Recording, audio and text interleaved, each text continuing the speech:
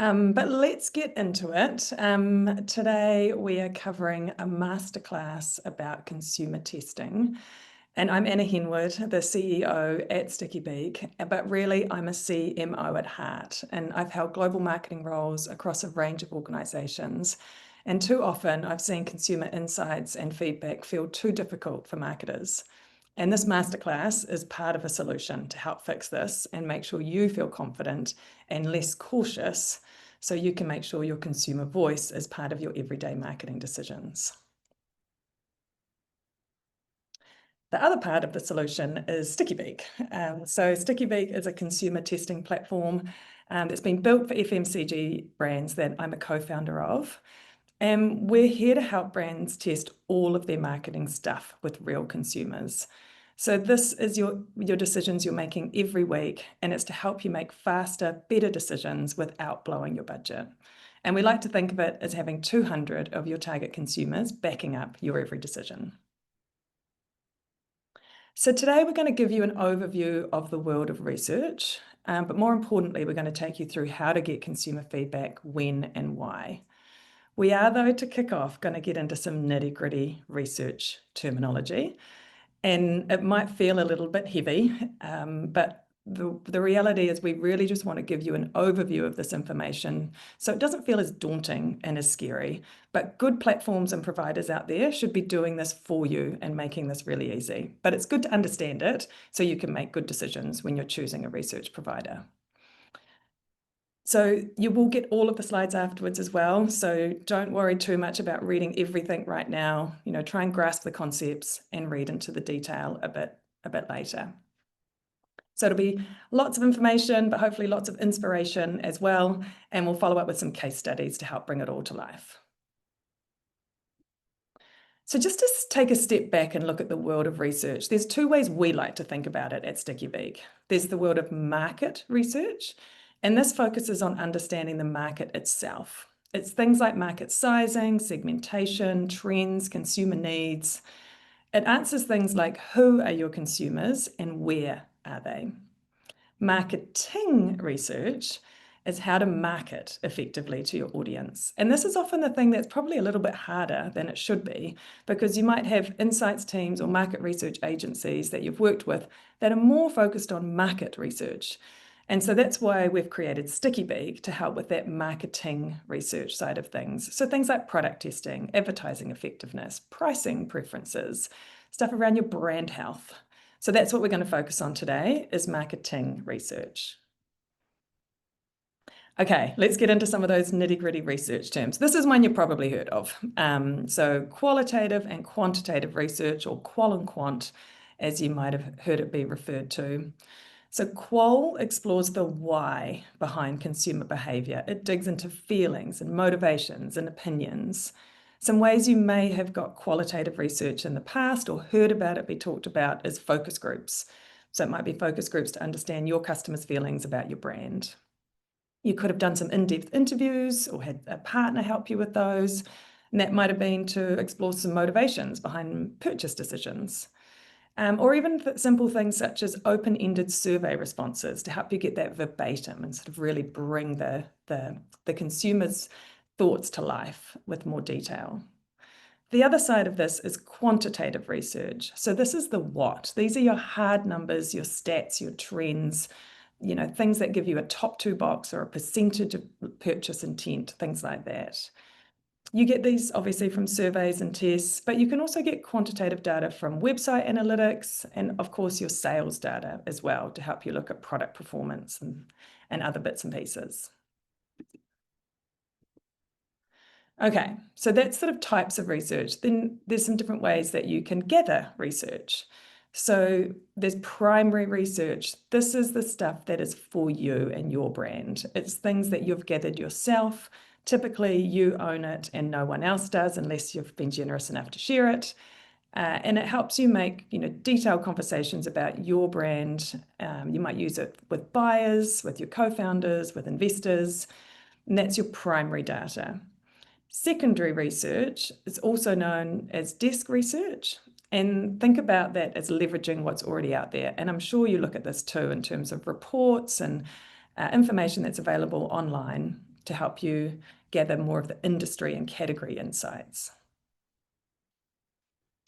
So we're just going to go a little bit deeper into secondary research because it's an amazing source of information, and we've tried to list here a few free ways that you can gather some secondary research. Please feel free to add any ideas you've got in the chat, and we can add that to the notes afterwards. But some of the big players like Mintel and Nielsen, McKinsey, dunnhumby, there's free reports, there's webinars that they offer that give amazing insights. So they're always a good source of category data. We really like Spate. It's a report that looks at TikTok and Google trends. And particularly, there's one around food and consumer trends. That's a really interesting report. Ways to look at not just insights, but maybe more what are your competitors doing? So going to the LinkedIn and the Meta ads libraries are interesting ways to look at the creative that competitors or others in the category are using and getting some inspiration from there. Of course, there's AI and lots of deep research tools. You can spend hours in those. Good old industry newsletters. We love Supergoods, Food Ticker and The Grocer. And then industry events are another awesome place to get insights. I know it's not always possible to go to events. So even following the speakers that are going to be at events or people that that are attending, different sort of thought leaders and maybe beachheads that are available, you can follow them, and they often provide lots of free insight and even the research and presentation slides that come out. And then in terms of thought leaders, we really love curating our feeds on different social channels to sort of pick up different people. So on LinkedIn in particular is the place that I go to, make sure that I'm seeing particular thought leaders. There's a few favorites there that we have across FMCG and marketing. So if you're not following them, we really recommend it. Even AI for non-techies with Heather is a really good follow to add to your list. Thinking about how you gather information and making it not feel like a really big, heavy lift. Curating your social feeds is a simple way to do that. So maybe on Insta, you might follow lots of your competitors and be looking at their creative and how they're engaging their communities and fans. Whereas on LinkedIn, you might be at that thought leadership stage. So that would be what your feed is based around. And TikTok, you might be following particular creators and trying to get an idea of who might represent your brand. So think of the everyday ways you can bring, insights and research into what you do versus it feeling like a big extra job. Okay, a bit more on primary research now. So you probably do this, it could be one-on-one interviews, it could be, popping down to a retailer and watching people, see how they're engaged with your category and your product. Consumer testing online is obviously an option as well. One thing I just want to call out here is when you're doing this type of primary research, just really keep in mind who you're talking to and make sure A, it's your target market, but B, it's not people that are all just going to say really nice things to you. So your family and your fans and your followers. When I was CMO at Les Mills International, we had a green room, which was really just a Facebook group where we would pop in ideas and thoughts to get feedback from our target market. But the reality was it was a group of super fans. So everything we suggested they really loved, and it was hard to get an unbiased opinion out of them. So, really make sure that you're getting a wide variety and range of feedback.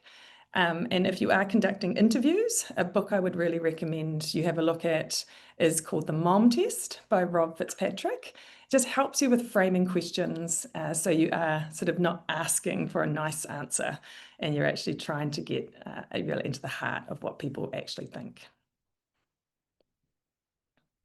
Okay, so that was a bit high level in terms of research methodology. Now we're going another level deeper. So you've probably seen these terms on different secondary and primary research reports that you've looked at. Sample size is a pretty easy one. That's your N equals. That's how many people have responded to your piece of research. And then margin of error is another term that you may have seen as well. These two terms work closely together because the larger the sample size, the smaller the margin of error. It's not proportional like you might think. So there's an extreme example we've put here where if N equals 100 or sample size is 100, the margin of error is about 10%. Now, when we're reporting numbers, we actually should be talking about a range if we're being really pedantic about what the results are actually telling us. So for example, if we've researched 100 people and 50% of them prefer our barbecue flavour, that actually, based on margin of error, could be anywhere between 40 and 60%. That's that plus or minus 10% margin of error that you technically should be reporting. So if you were being really pedantic, you would say between 40 and 60% of our respondents preferred the barbecue flavour. If you have 1,000 respondents, that margin of error goes down to about 3%. So you could now say between 47 and 53% prefer our barbecue flavour. We'll go a bit more into sample sizes and when it matters and why, but that's to give you a bit of an understanding of how margin of error and sample size work together. Okay, so sample sizes. Well, we know that different decisions need different size samples. And you can see here with the graph that, having 100 people compared to 200 people doesn't actually halve your margin of error. So as I said, it was about 10%. It's actually 9.8% is your margin of error on 100 people. And that goes down to about 7% for 200 people. So it doesn't go down all the way to 5, even though you've doubled the number of respondents. And sometimes people do misinterpret that. But it does give you, definitely a reduced margin of error there, which can be helpful in certain situations. Our recommendation is if you're looking for kind of an early read, you want some direction, it's an internal decision and you're backing up your gut, getting 100 people of your target audience, not 100 randoms, but 100 of your target audience to give you feedback is a really good result. You can get enough people to understand what their preferences are and help you keep moving and make a good decision. 200 people will help, again, reduce that margin of error, but it's often a perception thing as well. So if you're presenting to a category buyer, the board, maybe even your boss, sometimes having a sample of 200 gives them more confidence that it's more statistically sound. You know that you've dropped your margin of error from 10 to 7, so it's not a huge difference, but sometimes that perception makes a difference. 400 respondents is a number that we'd recommend if you're looking to sort of talk about a particular percentage. So this is a sample size we recommend for our brand health tips, where you might want to know, okay, our brand awareness is now 62%. Because the margin of error on 400 is more like 5%, again, you technically should be saying it's between 57 and 67%.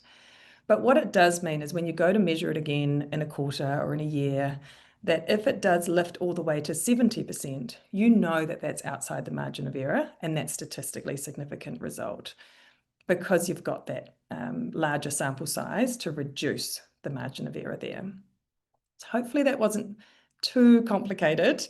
And of course, when you're looking at platforms, they should be advising you, what the margin of error is and what the sample size is. But we just wanted to give you some overall advice to help you understand how different sample sizes can work for different decisions that you're making. Okay, this is another really simple one, but you'd be surprised how often people get this wrong. In terms of asking questions that are a bit too complicated. They shove two things into one question. Maybe scales aren't balanced. Language isn't clear. Particularly for anything international, make sure you put it into local language. When you're choosing a research provider, make sure they've got all the languages available that you need. Don't just push everything out in English, especially markets like Malaysia where there's multiple languages. Look for solutions that allow that to work for you as well. We love to speak marketing as marketers. Do definitely try and tone that down. Again, when you're looking at platforms, look for those that pre-provide questions for you in simple, easy to read language. You don't need to be an insights manager to run surveys. You just need good support and tech around you to help you build really simple tests and surveys. Our pro tip here is to say it out loud. So actually say the questions, and if they're not how, the way you've written it is not actually how you would ask it, then you probably need to give it an edit. And then looking at the other side, looking at our results, a lot of you will understand top two box, and that's a number that is referred to a lot Very simply, that's looking at on a 5-point scale, everyone who said 4 out of 5 or 5 out of 5 and adding those two numbers together. So for our appeal rating in this chart here, that would be adding the 47 and the 29 together to get 66% as the result. Sorry, 76% as the result. So that's your top two box. But if you go down and have a look at the price check part of this graph, you'll see there's actually quite a bit in the bottom two box. So that's another area that we recommend you look at to see if there's sort of any polarization or backlash. And then also the gray area. So those are your neutrals, they're your 3 out of 5. They're the group that you can push either way. So how big is that area and what could that look like in terms of increasing the amount in the top two box? Also, be careful when you're slicing and dicing data that you're not getting down to really small segments. Platforms like Stickybeak will give you predefined segments so you don't fall into that trap. We will group age and gender together. And be careful on, chasing those tiny little statistical wins. Again, a platform should point out for you when something is statistically significant and when one particular group prefers something over another. And ultimately, just make sure whenever you're doing your testing that it's really action orientated. It's a real kind of desire to just find out just in case. And I think that's born from us only being able to do one big research project a year. And so we have to ask everything just in case it becomes useful. Research is now more agile, and so you can ask the questions that you need now and be really brutal to yourself in terms of how will I use this answer? How will it guide my packaging decision? How will I know which claim I want to use? Like, are these actually helping me to create action and keep moving forward? And one last piece around results is just making sure you're getting the full picture. So platforms ideally should give you a bit of quantitative and qualitative data, because particularly with marketing research, it's interesting to know the what and the why, or the art and the science. So as well as knowing a number around preference, you want to know why they like it. So in this example here with a logo test, if you're a brand that really wants to play up to the fun and the playful design, maybe you want to appeal to children or families, that will give you kind of more confidence about the design with the character in it, because that's the quotes that have come through in that particular test that's been done. So just having a look at the why is often really insightful as well. Okay, we've done the nitty-gritty stuff. You've made it. Let's now look at just sort of the broader idea of consumer testing. So if we go back to all the things we've learnt, consumer testing is marketing research, it's primary research, and it can be qualitative and quantitative. Again, think of it as that agile, tactical research that helps you make everyday decisions. And it's here to help you be practical and decision ready so you can keep moving. And the golden rule that we often talk about is test the ingredients, not the cake. So what does that mean? So if you're deciding on a packaging design, for example, our recommendation would be to start all the way from maybe the name of that product. So if you haven't quite nailed that yet, test some variant names, see what feedback you get around those. Then you might want to test some claims to help you understand what's most important so you can get your hierarchy right or know what goes on front of pack versus back of pack. At that point, that could be when you write your brief to your designer for your packaging. And imagine the brief clarity that designer's got at that point. The potential money you can save going back and forward on pack designs because you've been really clear around name and claim, what's important and how you want it emphasized on your pack design. And now when you're testing pack designs, maybe you can test some really different concepts and ideas, some different colorways, some formats, like really get into the creative side of your packaging and get some feedback around that in terms of what that means to the consumer, what that says about your brand, what they're noticing, what they're not. And that then is a full process for testing pack design. The other way, which is testing the cake, is falling in love with the design, putting it in test and hoping that's what everyone else loves too. And then potentially the disappointment when it's not, and having a tight deadline and, a stressful situation where you have to chase your tail to get a pack design that works. And we know it's worth getting a pack design that works because of the investment we put into it. not just with the printing and MOQs, but also just the success of that product and making sure that it does go on and off the shelf. So now, sort of building on that idea a little bit around pack design, we've got a couple of slides here that just talk about how consumer testing can be used and why you would use it. So let's first look at a product development process. We've put a really rough development cycle in here. Yours may or may not look similar. You might have stage gates that you're working to. But the important thing that we want to communicate here is testing can fit at every stage of your product development process. It's not just about the end. In fact, it's better when it's earlier. So right from we've had a brainstorming meeting, everyone's got these amazing ideas. How do we shortlist? So new product development screening, all the way through to okay, pushing that concept out a little bit more. Let's get a feel for appeal and price and uniqueness. Maybe we're worried about where people might find it in the supermarket. So let's dig into that stuff a little bit more. Now, actually, we want to refine pricing even further.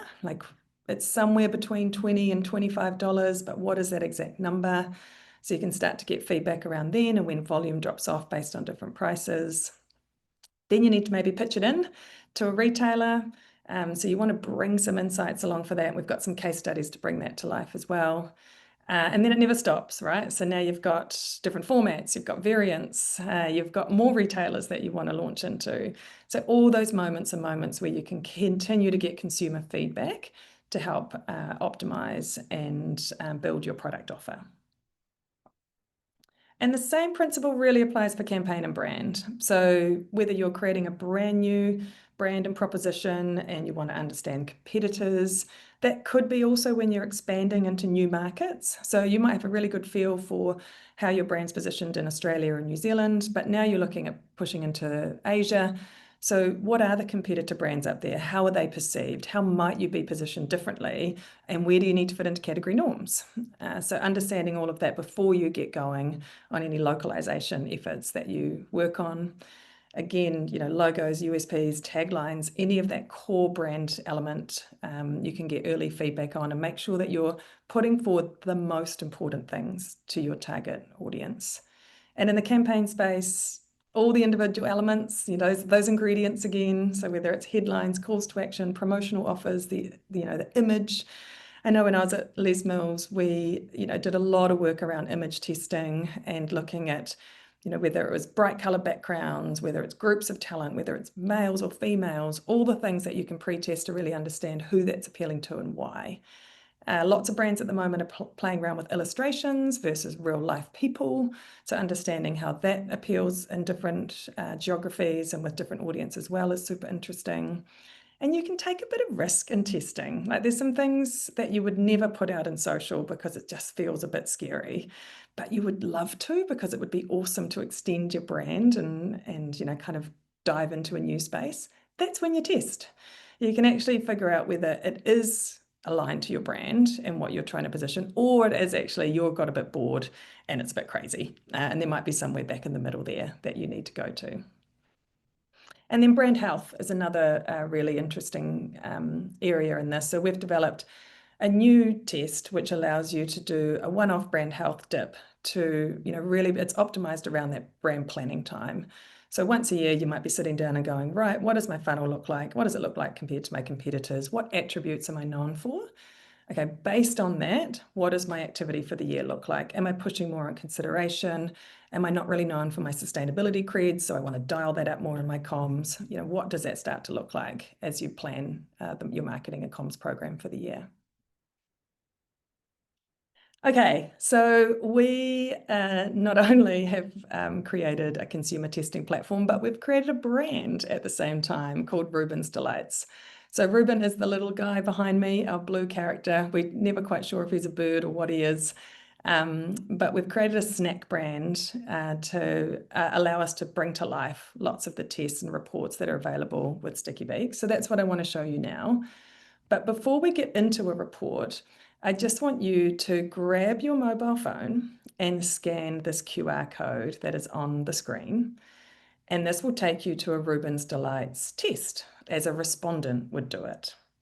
So this is the Stickybeak testing experience. And as you get into it, you will see that it's very much based around how we use our phones. You're swiping up with your thumb. Things are really interactive and fun. And that's part of how we get really good completion rates on our tests, is that we actually make it enjoyable to give feedback. Surveys shouldn't be boring and dull. It should be fun to give feedback. So as you get into this test, you'll see that you're looking at logos 2 at a time, even though there's actually 4 behind the scenes. And that's what we call comparative testing. It's kind of like A/B testing, where you're forcing the brain to look at 2 things at once. And we know that when you do compare 2 things at a time, that binary comparative testing, it really helps you express your preferences more clearly.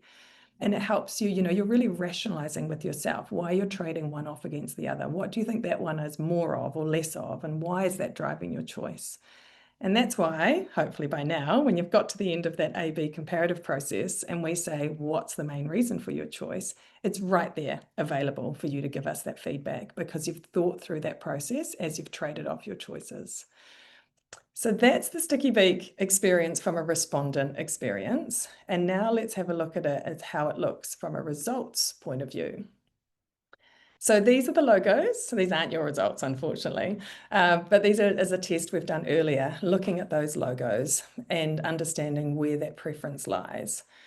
And in this example, we've actually got quite a strong preference for the green with character, but also this really different red, white, and blue, red, yellow, and blue design.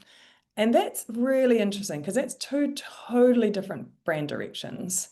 And so it's an example of how the what and the why become really critical to your testing, because you can start to read into sort of more of the reasons why people are liking particular logos. And then also in this test, we cross-reference to say, well, who do you think this is most appealing to based on what you've seen? And we got a much bigger kids sway in this logo too, which worked for us because we want it to be a family-friendly kids snacking brand. So you can see how even though statistically really similar, the why and some of those additional questions that we're probing into helped us make a decision to pull forward this logo.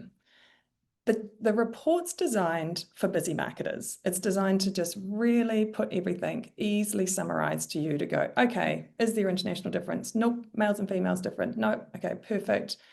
What are my numbers and why? If you want to dig into it, this is where the charts view comes to life. So you can just look at the UK and understand what's going on there, or just look at Hong Kong, for example, in this test. You can just look at particular logos and dive more into the feedback that's been given around them.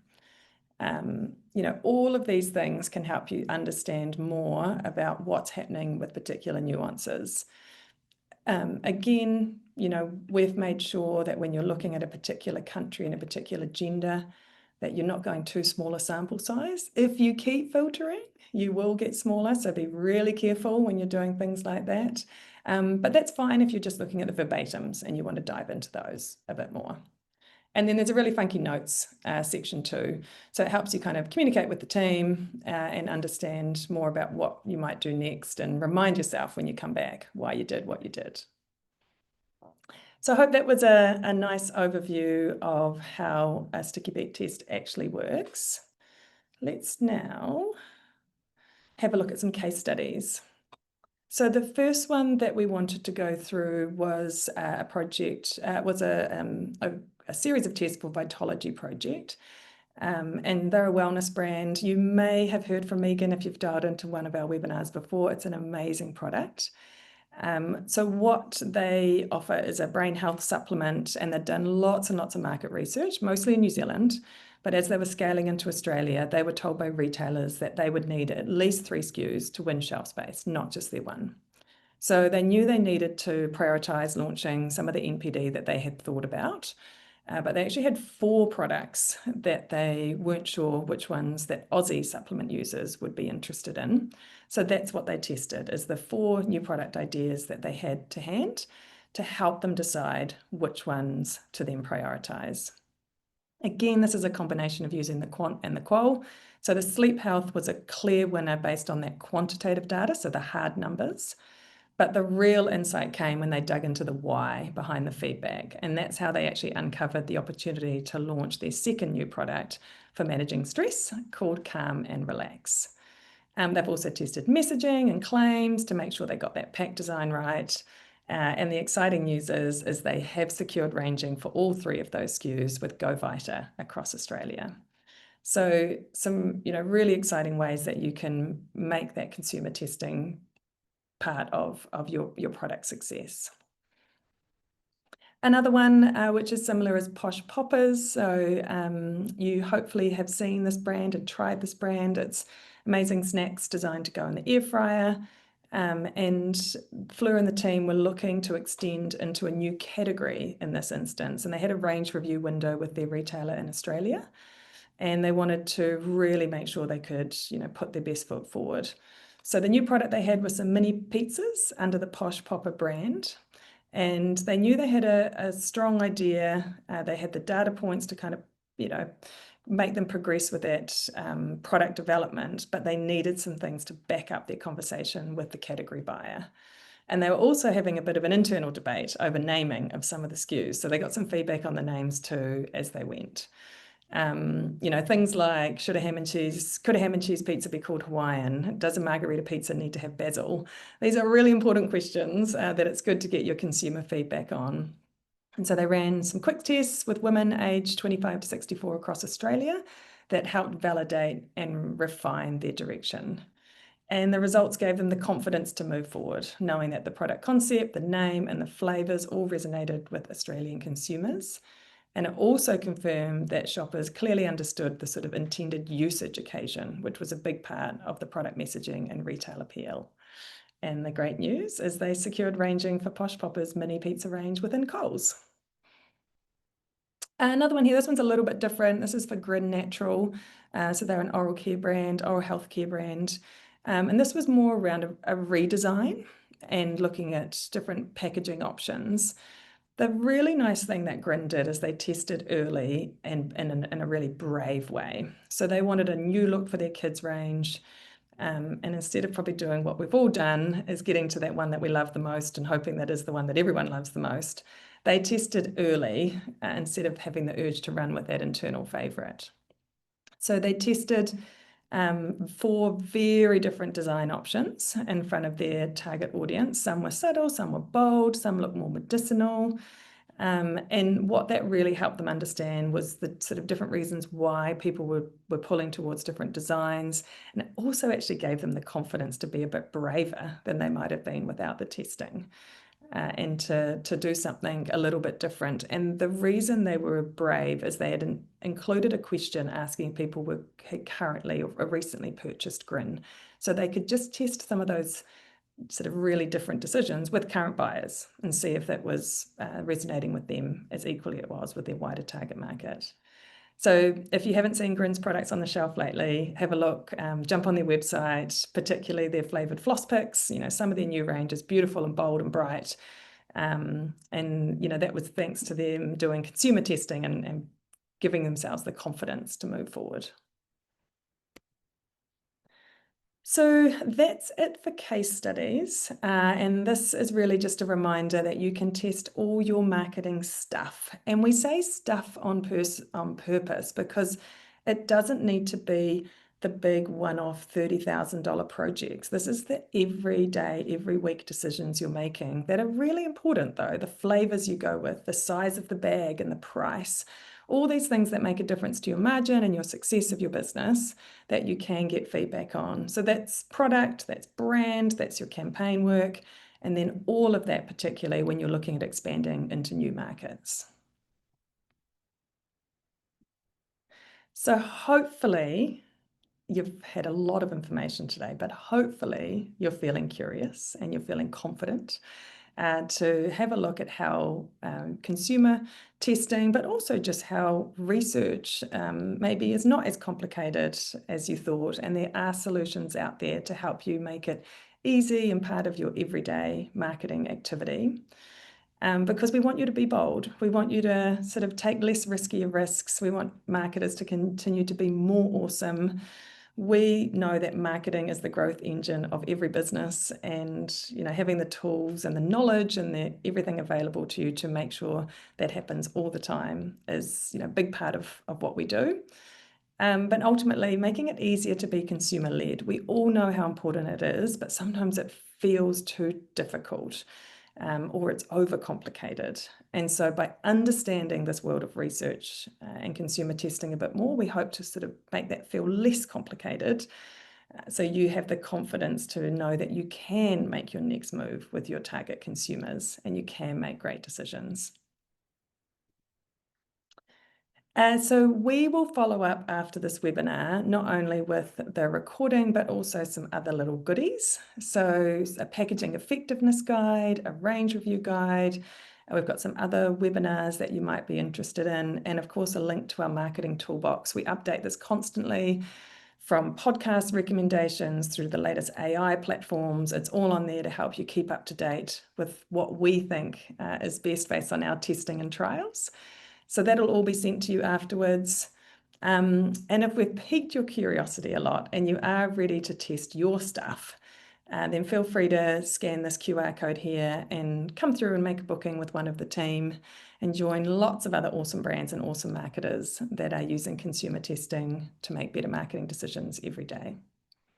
So we've managed to race through this a little bit faster than you had probably put in your diary. That's our gift to you as well, as you now have time to maybe finish off your lunch or your morning tea or wherever you are in the day. Think about how you might want to use consumer testing, do a little bit of research, follow some of those people that we recommended on LinkedIn and get yourself set up. That's your action for today, is that social media stuff. Go to LinkedIn, follow some thought leaders, get that feed curated. Go to Insta, have a look at some brands you might want to keep an eye on. Go to TikTok, have a look at those creators. Start today by simply curating your social feeds and you'll be on your way. So that is us all done. Thank you so much for staying with us. I hope you enjoyed this masterclass on consumer testing for FMCG brands. And we look forward to seeing you making better marketing decisions. Thanks.